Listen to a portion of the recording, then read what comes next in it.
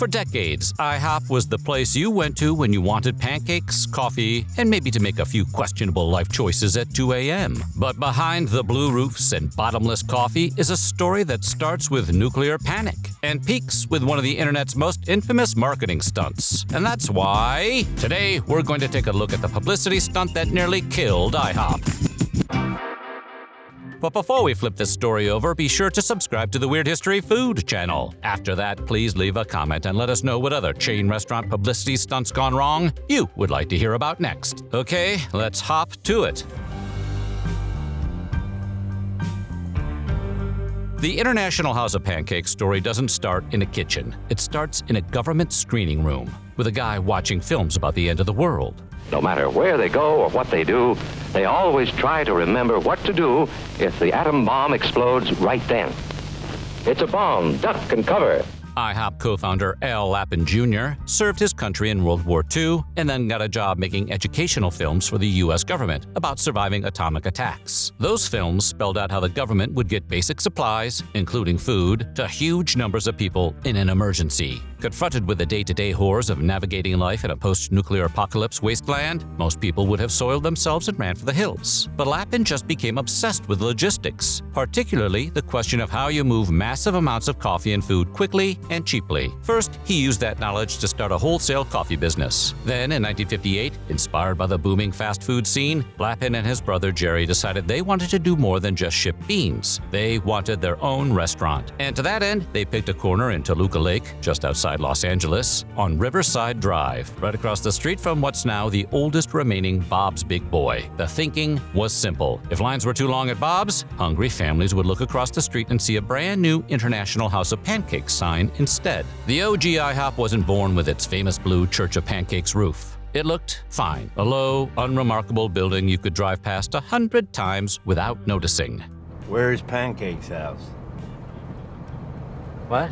We stop at Pancakes House.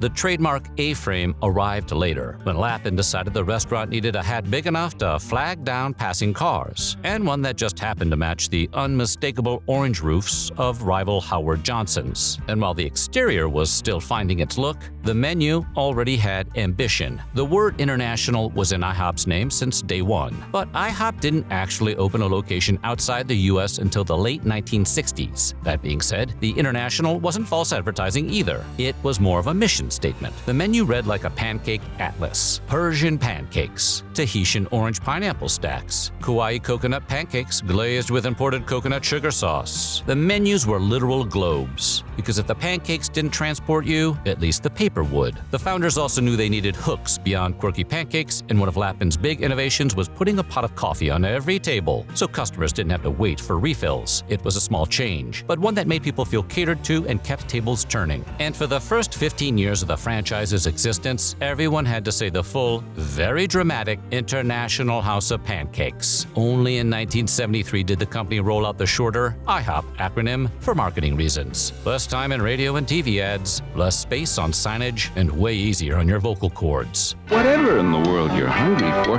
come on over to our house, the International House of Pancakes, your IHOP, where there's a whole wide world of food to choose from. Through the 60s and 70s, IHOP grew with suburbs and highways, turning its blue A-frame into a beacon for coffee and pancakes at every exit. By the 80s, that momentum had snowballed from a single Toluca Lake restaurant to well over 1,000, with nearly 1,800 locations worldwide by the 2010s. Over that time, IHOP's menu shifted from international novelty to comfort food staples. But the chain never lost its goofy streak. In 1985, for example, it unleashed the Rooty Tooty Fresh and Fruity Breakfast, a cult hit they still revive every so often, triggering the kind of excitement usually reserved for the McRib. Other cult favorites included chocolate chip pancakes, available from the very early days, as well as limited-time sugar bombs like Cinestack. And IHOP also figured out how to turn pancakes into events, literally inventing its own National Pancake Day to give away stacks in exchange for charity donations. Over time, IHOP stretched beyond breakfast. Burgers, sandwiches, combos, and even late-night crowds turned the House of Pancakes into a 24-hour everything spot. In some cities, the local IHOP basically doubled as a student union and an unofficial after-bar triage center. But the bigger IHOP got, the more baggage it picked up. Get in here. I got you now. Many of its most indulgent dishes aren't just calorie bombs, they're salt grenades. A New York cheesecake pancake stack alone can clock in at over the American Heart Association's entire recommended daily sodium limit, and several breakfast platters blow past 2,000 milligrams of sodium on their own. Of course, it says pancakes on the outside, but there's a lot more on the inside. Then there was the East Village IHOP stench saga. In one Manhattan neighborhood, residents complained for years that the smell of bacon grease from an IHOP exhaust system made it impossible to open windows or sleep. IHOP installed a $40,000 smog hog to filter the odor, which immediately fixed the problem. Nah, just kidding. The filter became so loud that neighbors complained about the noise instead. On the legal front, IHOP raised some eyebrows when it sued a church. That church would be the International House of Prayer, which started using the IHOP acronym and serving food under that name. So the Pancake IHOP filed a trademark suit in 2010. The case didn't go the distance. They eventually dropped the lawsuit and mediated, and the church shifted to branding itself as IHOP KC, which isn't quite as catchy but does differentiate it from the restaurant. Food safety hasn't helped the reputation either. In 2020, a major onion recall tied to salmonella concerns rippled across several chains, including IHOP, forcing locations to pull affected ingredients and ride out the bad press. Meanwhile, IHOP was thinking bigger in another direction. In 2007, it spent about $2.1 billion to buy Applebee's, creating what is now Dine Brands, and turning itself into a franchising powerhouse that controls two giant casual dining names. On paper, it looked like a way to diversify and grow. In practice, IHOP ended up chained to another brand with its own serious problems. Excuse me, I think my steak is overcooked.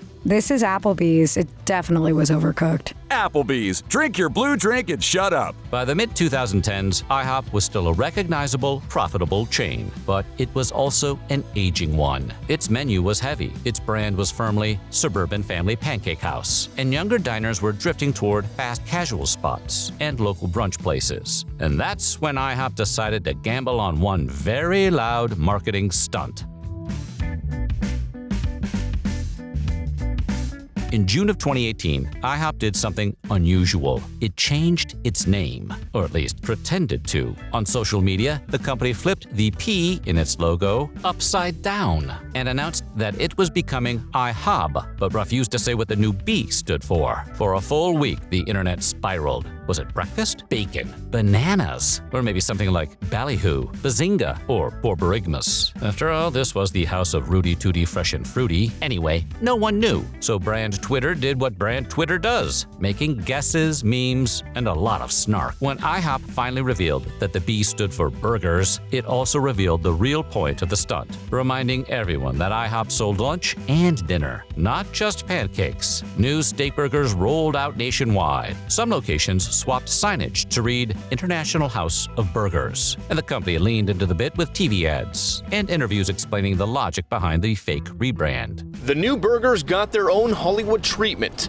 earning their own stars on the sidewalks leading up to the grand opening. The internet predictably lost it. Wendy's fired off one of the most viral corporate tweets of the last decade, which read, "Not really afraid of the burgers," from a place that decided pancakes were too hard. Other chains piled on. Burger King temporarily rebranded itself as Pancake King on social media. White Castle joked about becoming Pancake Castle. The rebrand was widely mocked as a midlife crisis. IHOP had gone from beloved, slightly tired pancake place to the chain that tried to be IHOB that one time. More power to them. It's fun, right? I mean, look, ultimately food is fun, right? We're a fun brand. This is all about having fun.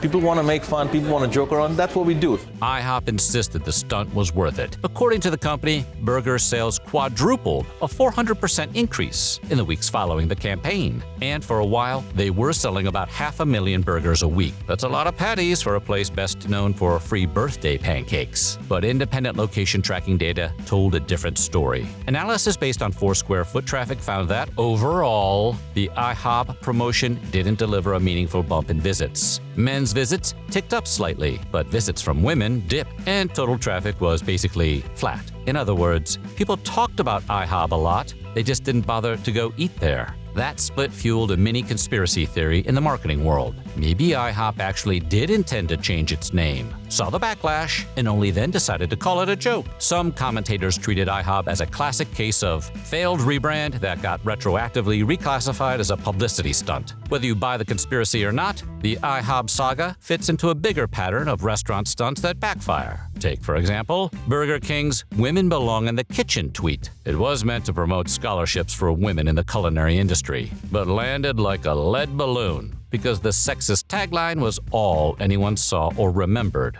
Then there was Dunkin's Free Iced Coffee Day, which heavily hyped a nationwide giveaway, only for customers to discover the fine print. The promotion was valid in just a handful of states, sparking a lot of very caffeinated disappointment. And let's not forget about KFC's Oprah-free chicken promotion, which offered free meals via coupons promoted on Oprah's show. Despite the fact that they had hired Oprah because she had a Svengali-like hold over her audience, KFC wildly underestimated the response, leading to shortages, angry crowds, and stores turning people away. In other words, not exactly the brand impression they were going for. IHOB was different in that it didn't melt down at the store level. The burgers were real, the stores stayed open, and nobody rioted over coupons. But it did crystallize something uncomfortable. IHOP seemed desperate to be anything other than that carb bomb breakfast chain your parents like. The question is whether that desperation did more long-term damage than a quiet, normal burger promotion ever would have.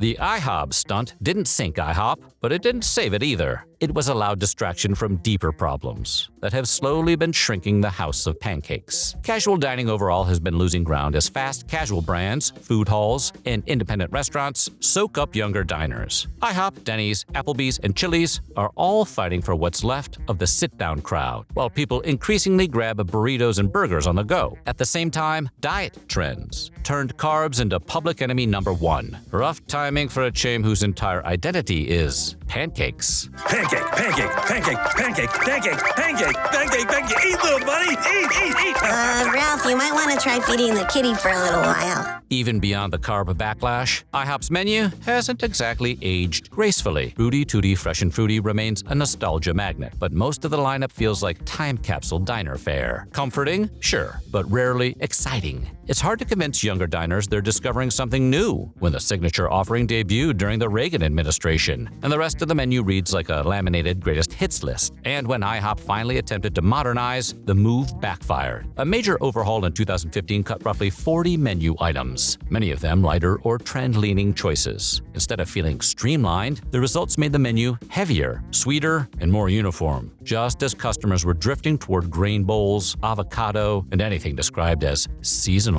At the same time, IHOP missed the digital moment. Competitors were already funneling customers into apps, delivery platforms, and loyalty systems when IHOP finally jumped in, late 2017, long after convenience became the primary battlefield of chain dining. And IHOP wasn't fighting that battle alone. Its 2007 purchase of Applebee's transformed the brand into part of a restaurant conglomerate, but it also tied IHOP to a sibling chain facing its own headwinds. As Applebee's struggled with closures, lawsuits, and changing consumer habits, IHOP inherited not just the potential wins, but the weight. Meanwhile, prices surged. Between 2020 and the mid-2020s, menu prices at IHOP rose a whopping 82%, far outpacing rivals like Denny's, Cracker Barrel, and Waffle House, which rose closer to 40%. Suddenly, those once affordable pancakes felt like a splurge, not a habit. As costs climbed, locations quietly fell, nearly 100 closures in 2020 alone, and more in the years since, bringing the total number of IHOPs in the U.S. down from over 1,800 to the mid-1700s. The closings are expected to happen over the next 6 months. No word on which locations will close or how many employees will be impacted. In that light, IHOB looks less like a quirky one-off and more like a flare fired into the sky, a signal that IHOP was desperately trying to be anything other than the place for pancakes. It didn't kill the brand, but it didn't rebuild trust either. Today, IHOP feels caught between identities: diner, burger joint, or something else entirely. The logo flipped back, the stunt faded, but the uncertainty stuck. So, where does that leave the International House of Pancakes? Well, IHOP is still out there, still serving Rooty Tooty fresh and fruity and short stacks at all hours. But between brutal price hikes, a wobbly casual dining market, and a reputation dinged by one very loud burger stunt, it's also a case study in how a beloved legacy brand can bungle its identity at the worst possible time. So what do you think? And what's your best late-night IHOP story? Let us know in the comments below. And while you're at it, check out some of these other videos from Weird History Food.